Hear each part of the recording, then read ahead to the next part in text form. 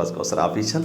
और आज जो बात है ना वो है हमारे बहुत बड़े फनकार सुल्तान रईस साहब का जो मर्डर हुआ उस पे बात करते हैं कि उसके पीछे कौन था, कौन शख्स था और कौन बदनाम हुआ और किसको सज़ा मिली, क्या असल कातिल तक पुलिस पहुंची या नहीं पहुंची। हैदर सुल्तान साहब ने एक पॉडकास्ट में आया और उन्होंने पॉडकास्ट में शिरकत किया और उन्होंने बताया कि रईस साहब के जो असल कातिल थे वो अभी तक नहीं पकड़े गए और जिनको सज़ा दी गई वो मुझे लगता है मेरे बाप के कातिल हैं। उन्होंने कहा जो ड्राइवर बात बताता है जो उनके साथ था तो वो कहता है कि एक जगह पे गाड़ी पंक्चर हुई और वहीं पे हम बैठे थे, रईस साहब जिन गाड़ी में बैठे थे और मैं नीचे पंचर लगा रहा, टायर तब्दील कर रहा था।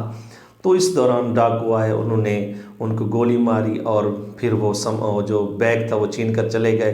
कुछ लोग कहते हैं कि डाकू ने कहा था कि मैं उसको मारना नहीं चाहता था लेकिन मुझसे गोली चल गई, मेरे हाथ कांप गए। ये तमाम चीज़ें उसने कहा कि कच्ची चीज़ें हैं, ये असल वाली चीज़ें नहीं हैं कि जिन पे हम ये कह सकें कि यही असल वो बात थी, असल चीज़ें थी। लेकिन वो कहते हैं कि ऐसी बात नहीं है, लेकिन मैं मुतमईन इस पे नहीं हूँ, इसकी वजह जो भी है, लेकिन मैं इस पे मुतमईन नहीं हूँ।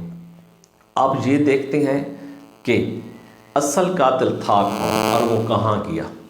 अब देखना ये है कि वो गया कहाँ और था कौन। तो उन्होंने कहा मैं आज तक उसकी तलाश में। और कुछ ऐसी बातें भी हैं कि मुस्तफ़ा कुरैशी साहब ने कहा कि वो पहले कुछ चंद दिन पहले अपनी इस जब ये वाक़या हुआ तो वो कुछ उलझे हुए थे।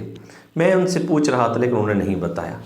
तो बात क्या है, असल कातिल कौन था, कहाँ का रहने वाला था और क्या वहीं पे जो टायर ख़राब हुआ, जो गाड़ी ख़राब हुई वो पहले से कोई चीज़ प्लान थी या प्लानिंग के तहत कत्ल हुआ या प्लांटेड कत्ल था।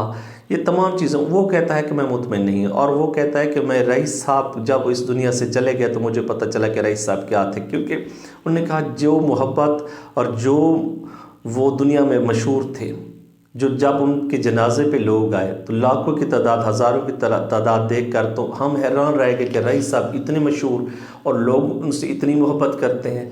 वो कहते हैं फिर हमें ये पता चला कि जिन औरतों और जिन घरों, गरीब घरों को उन्होंने वजीफ़ा लगाया हुआ था महाना, वो हमारे सामने और उन्होंने बताया कि हमारे घर यूँ चलते थे, इस तरह वो हमें देते थे। और बहुत सारे साथी अदाकार ऐसे थे जिनको उन्होंने खुद पैसे देकर, डायरेक्टर को, फिल्म साजों को पैसे देकर फिल्में बनाई ताकि इन लोगों का चूल्हा जलता रहे। तो उन्होंने कहा उनकी शख्सियत पे अगर मैं बात करूं तो मैं 100 बार भी अगर दोबारा पैदा हूं तो मैं रई नहीं बन सकता, और सिर्फ आवाज़ की हद तक भी नहीं बन सकता, किरदार तो किरदार। और जिस तरह उन्होंने फिल्म इंडस्ट्री को सहारा दिया, जिस तरह उन्होंने काम किया, वो अदाकार से ज़्यादा अच्छे इंसान थे। अदाकार तो वो अच्छे थे, लोगों के दिलों में रहते हैं, लोग उनसे इतनी मोहब्बत करते हैं कि आज तक उनकी बरसी में हज़ारों की तादाद में लोग शामिल होते हैं और उनको शहीद कहा जाता है।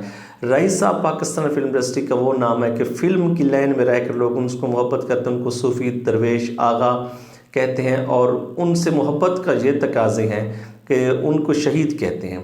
तो उन्होंने बहुत सारी बातें की अपनी पॉडकास्ट में, तो मैंने आपके साथ चंद बातें शेयर की। आपको कैसी लगी और आपकी क्या राय इस बारे में ज़रूर बताइएगा। आप इजाज़त दीजिएगा। अल्लाह हाफिज़।